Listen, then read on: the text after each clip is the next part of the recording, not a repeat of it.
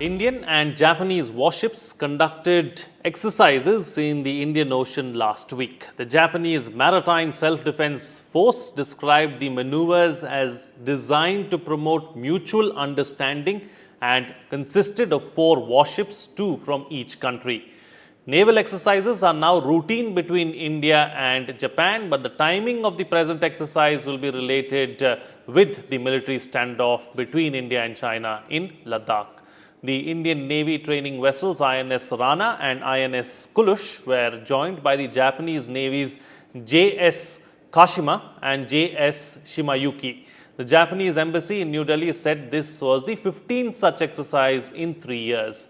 The Japanese Navy has become one of the principal partners of the Indian Navy. Indian naval ships take part in the exercise both bilaterally in their with their Japanese counterparts, as part of the Malabar exercises, which include the United States. On this edition of The Big Picture, we will analyze Indo-Japan naval exercises and bilateral ties. Joining me on the program today are Vice Admiral Shekhar Sinha, retired defense and strategic expert; Vishnu Prakash, former ambassador; and Rajendra Harshe, foreign affairs expert. Thank you to all my guests for joining me on this edition of The Big Picture. Ambassador, let me begin the program with you first. Your thoughts on the naval exercises, the most recent one between Japan and India. There have been, of course, 15 is what the Japanese embassy in New Delhi has said over the last 3 years. So this is yet another one. It takes me down the memory lane. I was posted in Japan when we went nuclear. And Japan was at the forefront to criticize India. Prime Minister Hashimoto was ready to take the matter to the UN. Fast forward 22 years, the relationship has been transformed, and the security dimension of the relationship particularly so. The fact that Japan and India have almost a common outlook on the security challenges in the region really helps.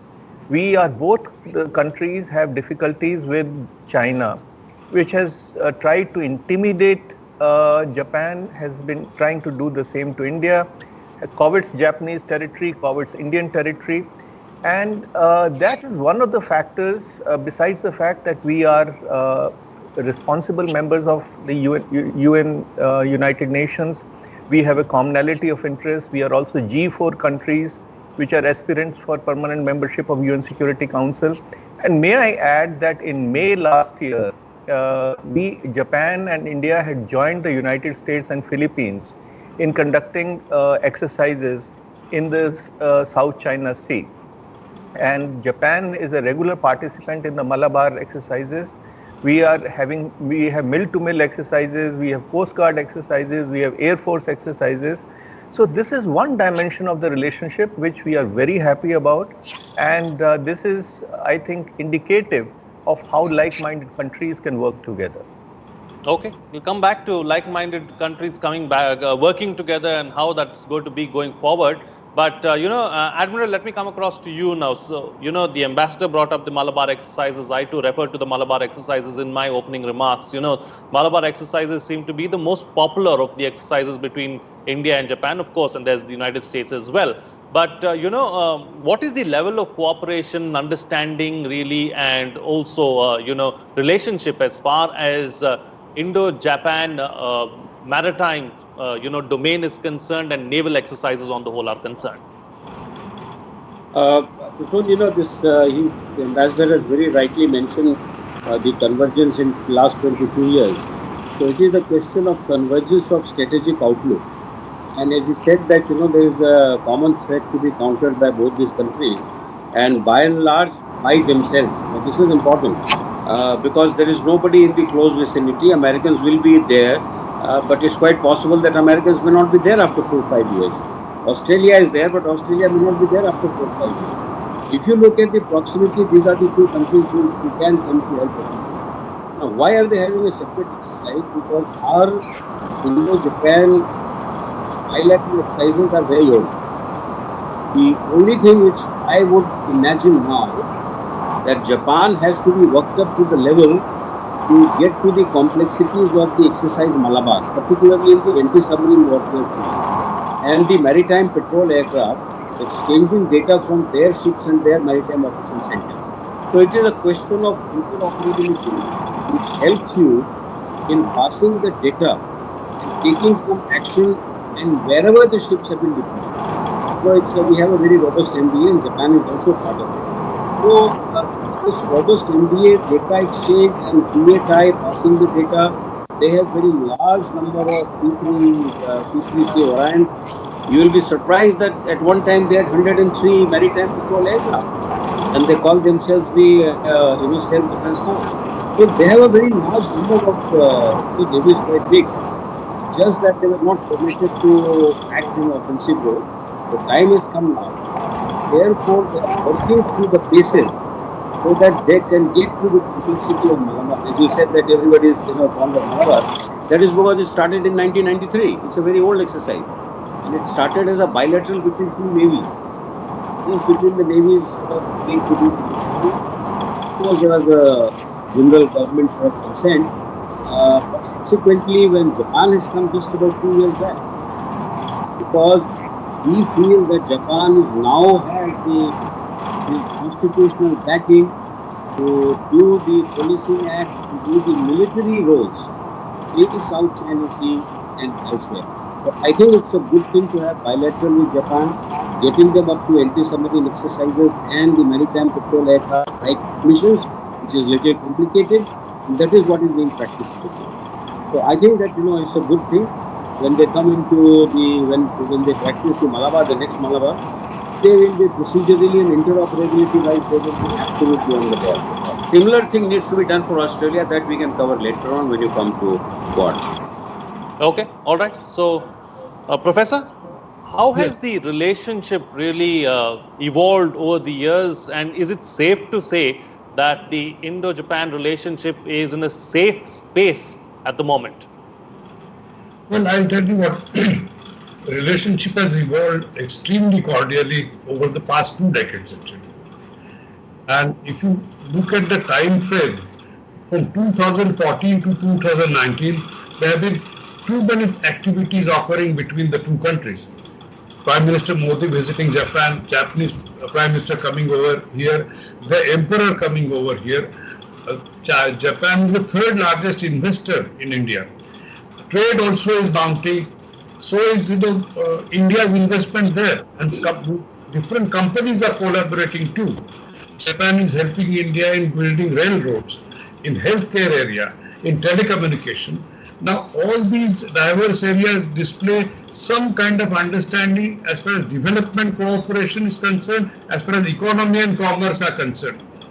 But I think most challenging point for India and Japan always have been, and especially in the kind of maritime area, the existence of China and presence of China, which is all around, whether it is South China Sea or whether it is Pacific Ocean or whether it's now Indian Ocean as well.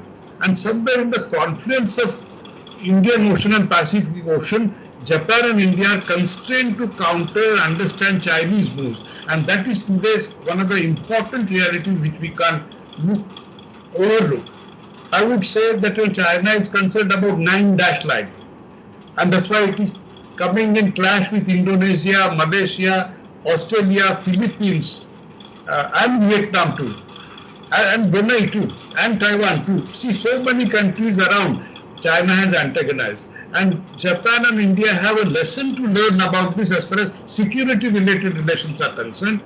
America and India have already had these Malabar exercises which you talked, and Japan joined them in 2015. But tomorrow's need possibly will be that Japan, India, Australia, the middle powers also come together and counter China in some way, because otherwise the Chinese kind of wool warriorship or the way they are expanding cannot be contained. And somewhere group of countries which are really affected by constant revisionist attitude of China should also shape India's relationship with Japan.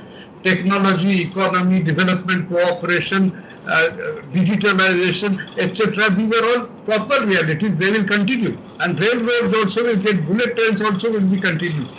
But cooperation in the confluence of naval areas which are key and strategic, like Mahan used to talk about, you have to have some place as a sea power.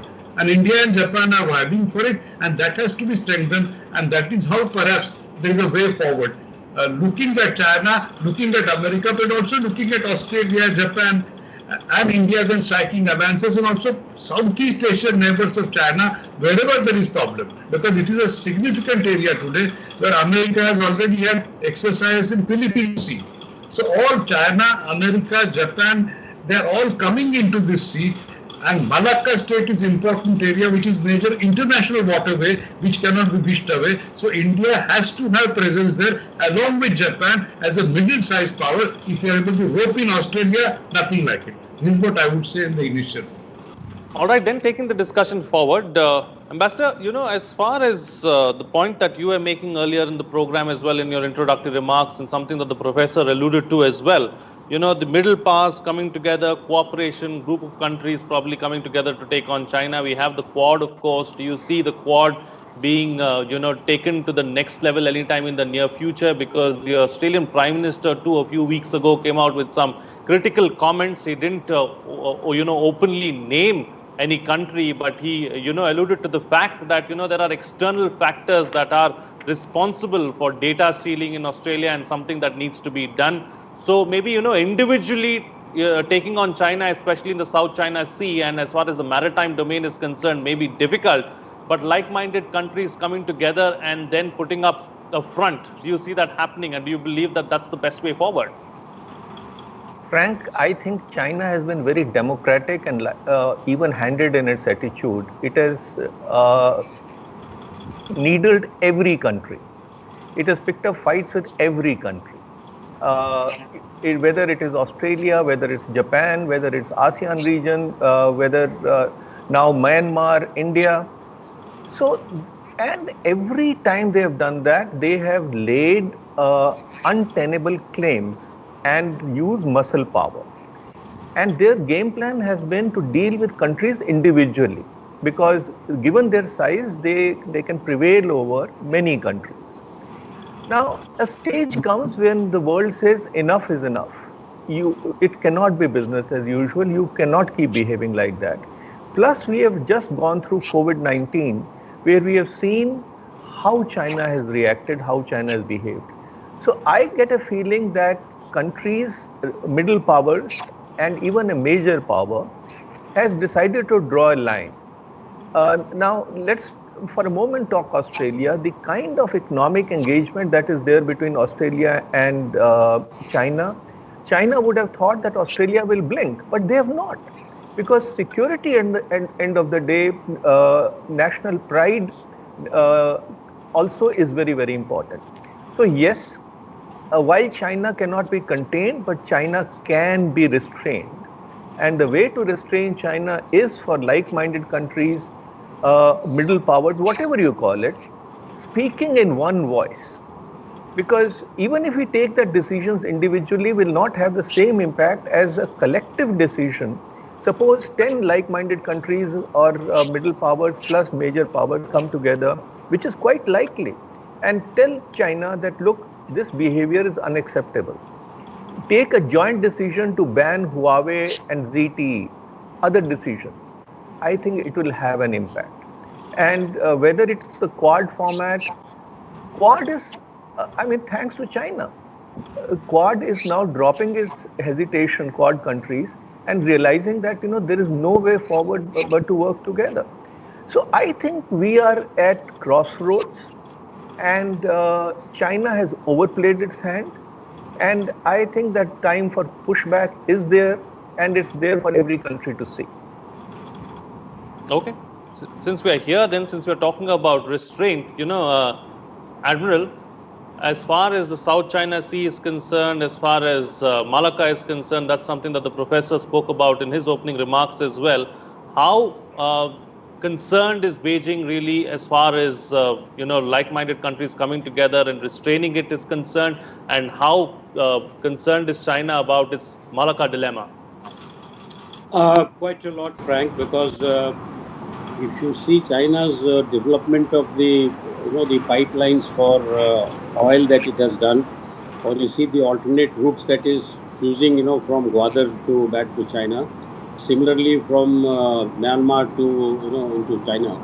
So he's trying to reduce Malacca Strait because it can be choked very quickly. It is a choke point, and it can be choked very quickly, either by India or by US or by Japan. Any power can actually choke it. So they are very concerned. We have done a study which indicates that no matter how many pipelines does China put across on the land, till about 2053, more than 50% of his oil will still be traversing on the sea on the Indian Ocean region. So he is very vulnerable in this area. You mentioned about Quad. They are all talking about post-COVID international order, and my sense is that the post-COVID international economic and security order, the framework is already emerging. Which can also be run. We had asked this question to the Australian Prime Minister once, that do you mean that you're looking at a gathering of these nations of like-minded countries which can do without US and in other sense it can do without China?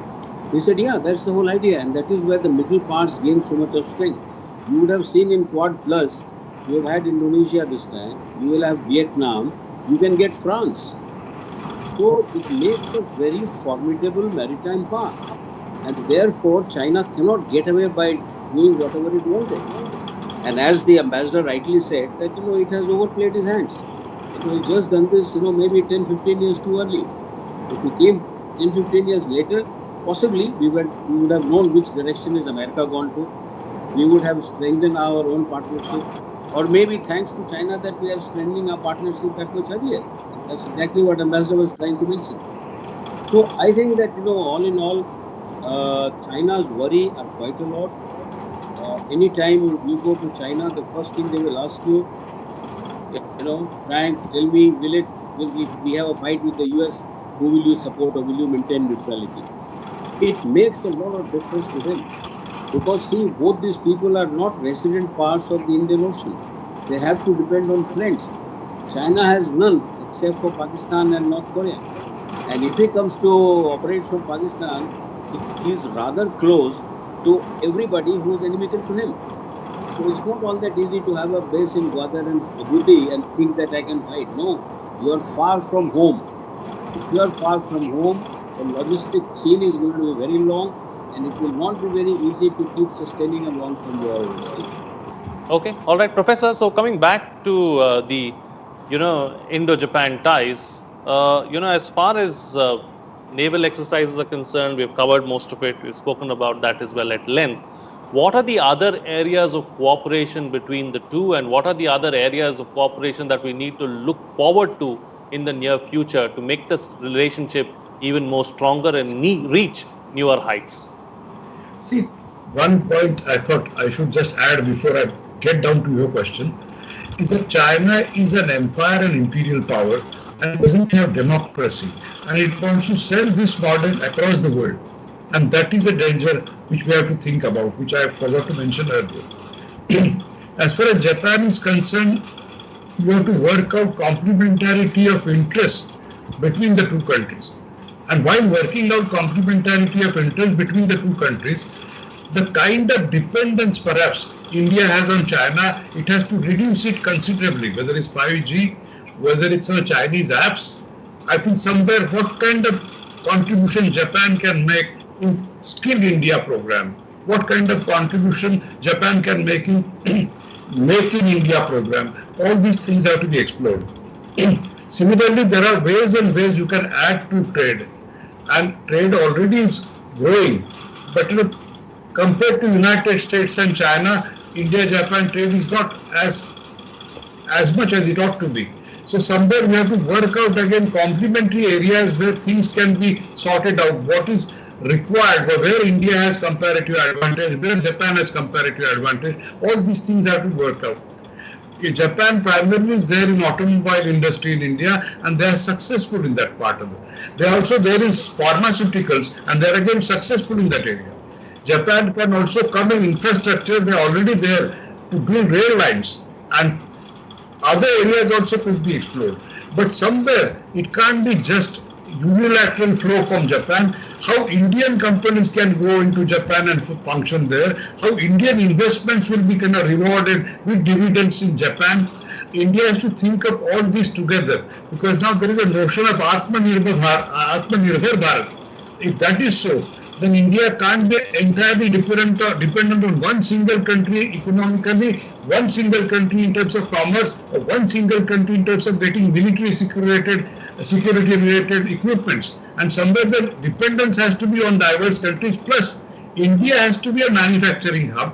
India has to be an important digital center. India has to be a technological power, a telecommunication power, a power in the seas and power on the land too. And all this, how these define national interest and goals, how many ways Japan can serve it, that has to be seen. Another kind of point that has to be stated is India also desperately requires admission not just in G7, G20 or other major groupings, but permanent membership in the United Nations. And how Japan can help. Is it a competitor? Will it help?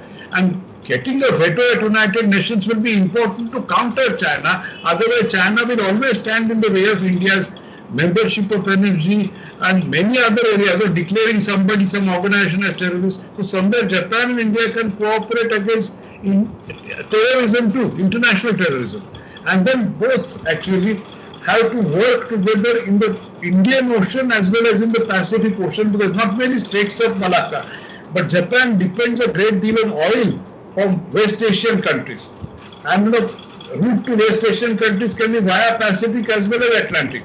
How many ways the trade flow of Japan-India facilitates global supply chains, India and Japan, how they defend for each other, and how Australia, Singapore and other countries also incorporated in this larger picture.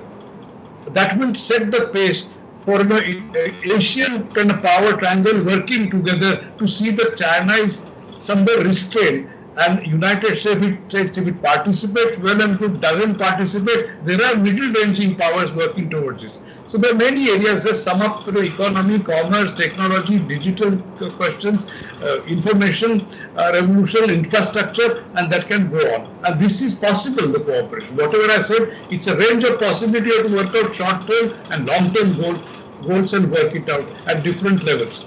Prime ministerial to secretarial to kind of different ministerial portfolios within the country, on either side. Thank you. Okay, all right. So time now to get closing comments from all my guests with the best way forward, starting first with you, Ambassador.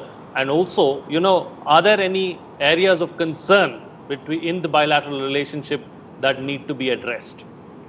Yes, there is one concern in China, in Japan, about the opening up of the Indian economy, because they see a lot of potential, and yet they are a little disappointed that we have been slow in opening up the economy.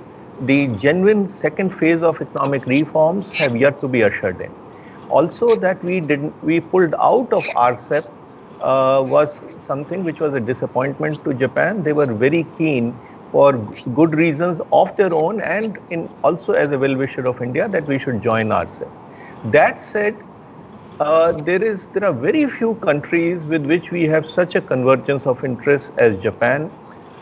Proof of that is that since August 2000, when Prime Minister Modi visited India, there have been a number of changes there have been a number of prime ministers in Japan, and there have been a number of administrations in Japan and in India. And under each administration, the relationship has blossomed, has grown. And it has grown because there is a convergence of interests, and there are very few things which divide us. Both sides have been heavily invested in this relationship. Last point, in the high-tech sector, in the IT sector, to harness the gains of fourth industrial revolution, and in terms of defense platforms, this is another area where India and Japan can and should be collaborating, which will be in common interest. Frank? Okay, all right.